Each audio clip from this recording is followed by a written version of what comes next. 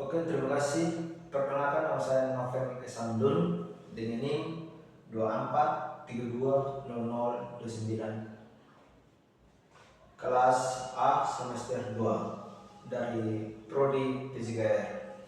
Di sini saya mempresentasikan hasil diskusi kami dari kelompok 7, yaitu alat evaluasi non-tes berbasis host.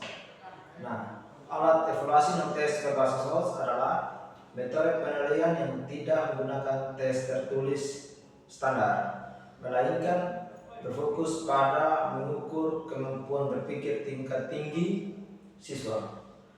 Alih-alih hanya mengukur hafalan atau menghafal pemahaman sederhana, alat-alat ini direncanakan untuk menilai kemampuan siswa dalam menganalisis, mengevaluasi, menciptakan, dan memecahkan masalah.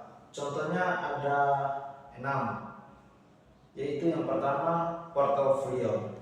Nah, portofolio kumpulan karya siswa yang menunjukkan perkembangan kemampuan mereka dari waktu ke waktu. Ini dapat mencakup esai, proyek, karya seni, presentasi, dan lain-lain sebagainya. Yang kedua yaitu proyek. Proyek adalah tugas yang membantu siswa untuk menerapkan pengetahuan atau keterampilan mereka untuk menyelesaikan masalah dunia nyata atau menciptakan sesuatu yang baru. Yang ketiga yaitu presentasi. Siswa mempresentasikan temuan mereka, analisis mereka, atau solusi mereka kepada kelas atau audiens lain. Ini menilai kemampuan komunikasi dan berpikir kritis mereka. Yang keempat yaitu diskusi kelas. Diskusi kelas, partisipasi aktif dalam diskusi kelas yang terstruktur dapat menunjukkan kemampuan siswa dalam berpikir kritis, menganalisis, dan berargumen. Yang kelima yaitu observasi. Guru mengamati perilaku siswa selama pembelajaran untuk menilai kemampuan mereka dalam memecahkan masalah, berkolaborasi, dan berpikir kreatif. Yang keenam yaitu jurnal atau refleksi. Siswa merefleksikan proses pembelajaran mereka dan kemampuan berpikir mereka melalui penulisan jurnal. Nah, keunggulan dari alat evaluasi non-tes berbasis host yaitu menilai kemampuan berpikir tingkat tinggi, fokus pada utama kemampuan menganalisis, mengevaluasi, menciptakan, dan memecahkan masalah. Lebih otentik, menilai kemampuan siswa dalam konteks yang lebih relevan dan realistis dengan kehidupan nyata. Nah, menunjukkan proses berpikir, memberikan wawasan yang lebih mendalam tentang bagaimana siswa berpikir dan memecahkan masalah. Nah, lebih refleksi dapat disesuaikan dengan berbagai mata pelajaran dan tingkat kelas. Nah, masuk pada kelemahan alat evaluasi non-tes berbasis host. Yang pertama yaitu penilaian lebih subjektif, menentukan kriteria penilaian yang jelas dan konsisten, membutuhkan waktu dan usaha. Membutuhkan waktu lebih banyak waktu dan usaha dari guru dalam menyelesaikan, melaksanakan, dan menilai. Sulit untuk diukur secara kreatif. Hasil penilaian mungkin lebih kreatif daripada kuantitatif.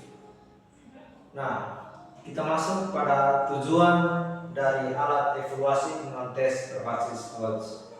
Alat evaluasi non-tes berbasis odds bertujuan untuk mengukur kemampuan berpikir tingkat tinggi siswa. Nah, melampaui pemahaman dan hafalan sederhana. Tujuan utama adalah menilai kemampuan siswa dalam menganalisis informasi, mengevaluasi argumen, dan membangun solusi kreatif dan memecahkan masalah kompleks. Pembahasan lengkapnya mencakup beberapa aspek. Tujuan utama dari alat evaluasi ini adalah untuk menilai kemampuan kognitif siswa yang lebih kompleks daripada sekedar mengingat hafal. Ini mencakup kemampuan untuk menganalisis, memecahkan informasi kompleks menjadi bagian-bagian yang lebih kecil untuk memahami hubungan antara bagian tersebut. Nah, mengevaluasi yaitu menilai informasi dan argumen berdasarkan bukti dan kriteria yang relevan. Ini termasuk membandingkan dan membedakan berbagai perspektif, menciptakan, membangun sesuatu yang baru dan orisinil seperti solusi untuk masalah, desain, karya seni. Nah, memecahkan masalah, mengidentifikasi, menganalisis, dan menyelesaikan masalah kompleks dengan menggunakan sebagai strategi dan keterampilan berpikir. Nah, berpikir kritis, mengevaluasi informasi secara objektif, mengidentifikasi bias, dan menentukan kesimpulan yang didukung bukti. Berpikir kreatif, menghasilkan ide-ide orisinil dan inovatif, serta berpikir di luar kotak. Nah, kita masuk pada manfaat dari alat evaluasi non-tes berbasis odds. Penilaian kemampuan berpikir tingkat tinggi, alat-alat ini direncanakan khusus untuk mengukur kemampuan analisis, evaluasi, khususnya dalam kreativitas siswa, bukan hanya kemampuan menghafal. Ini memungkinkan guru untuk mendapatkan gambaran yang lebih kognitif tentang pemahaman dan kemampuan dari siswa. Asesmen yang lebih otentik berdasarkan dengan tes tertulis yang terkadang bersifat abstrak, dan alat evaluasi non-tes seringkali melibatkan tugas-tugas yang lebih relevan atau relatif dengan kehidupan sehari-hari. Nah, ini memungkinkan siswa untuk menunjukkan kemampuan mereka dalam konteks yang lebih bermakna. Pemahaman proses berpikir siswa. Metode-metode seperti portofolio, proyek, presentasi memberikan wawasan yang lebih mendalam tentang bagaimana siswa berpikir dan menyelesaikan masalah. Guru dapat melihat langkah-langkah yang diambil siswa serta strategi yang digunakan oleh guru dan kesulitan yang dihadapi, meningkatkan motivasi dan partisipasi siswa. Nah, di dalam mengidentifikasi atau motivasi, ada juga tugas-tugas yang menantang dan kreatif dapat meningkatkan motivasi dan partisipasi siswa. Mereka merasa lebih terlibat dalam proses pembelajaran ketika diberi kesempatan untuk bertanya jawab dalam mata pelajaran tersebut. Nah, di sini ada ide pokok untuk menunjukkan kemampuan mereka dengan cara yang unik,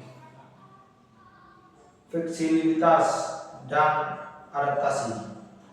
Alat evaluasi non-tes dapat disesuaikan dengan berbagai mata pelajaran, tingkat kelas, dan gaya belajar siswa.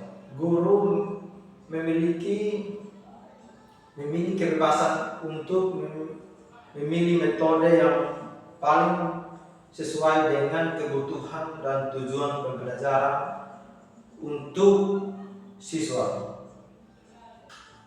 Pengembangan keterampilan. Alat-alat ini membentukkan pengembangan keterampilan penting seperti kolaborasi, komunikasi, pemecahan masalah, dan berpikir kritis yang sangat dibutuhkan di dunia kerja masa kini.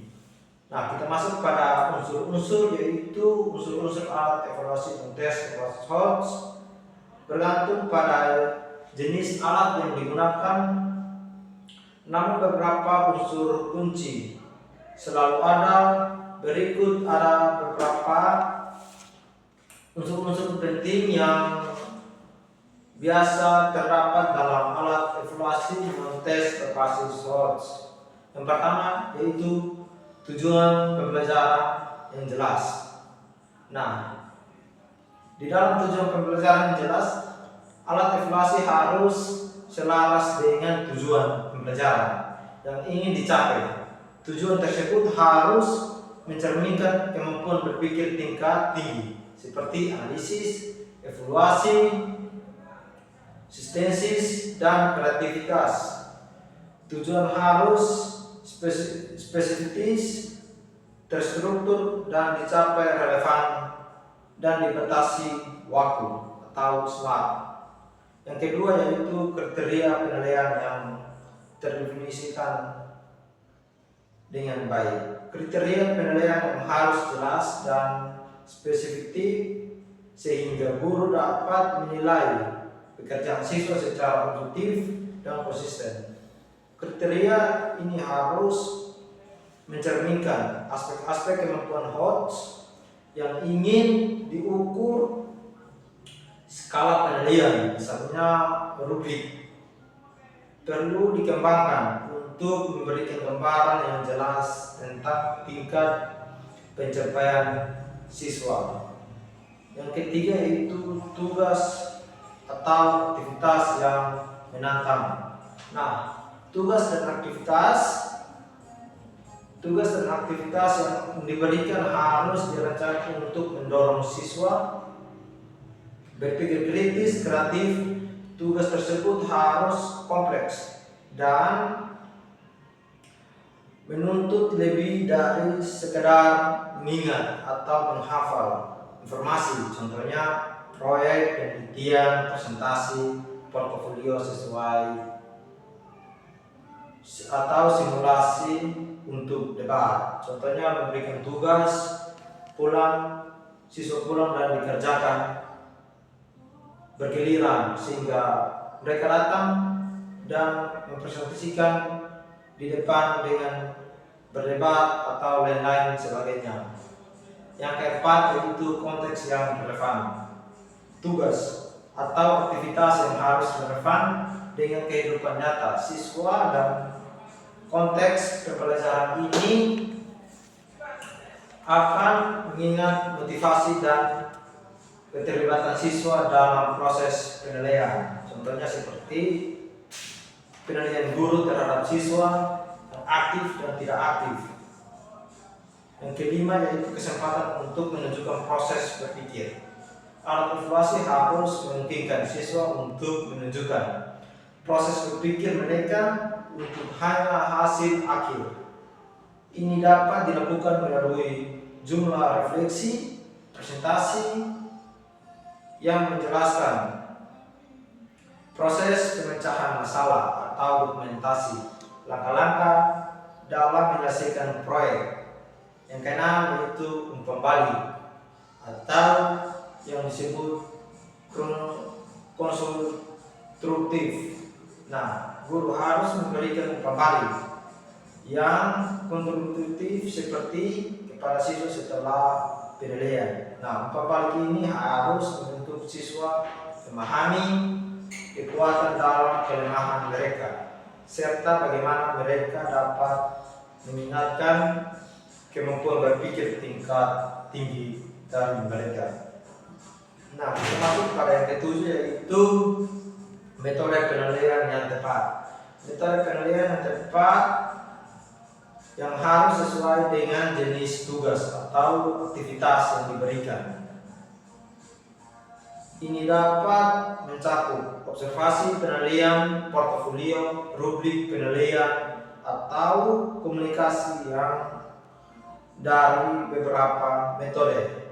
Nah, kita akan masuk pada penutup atau kesimpulan dari manfaat, tujuan, unsur-unsur.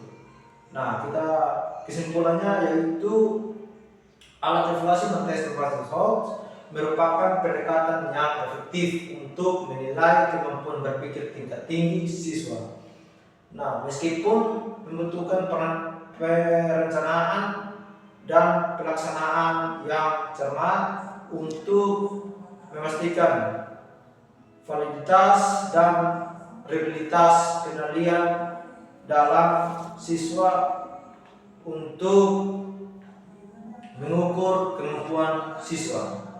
Nah, tujuan alat evaluasi mentes berbasis SWOT adalah untuk memberikan penilaian yang holistik dan mendalam tentang kemampuan berpikir tingkat tinggi siswa, meskipun ada beberapa keterbatasan manfaatnya dalam mengembangkan kemampuan berpikir tingkat tinggi atau produktif siswa secara subjektif.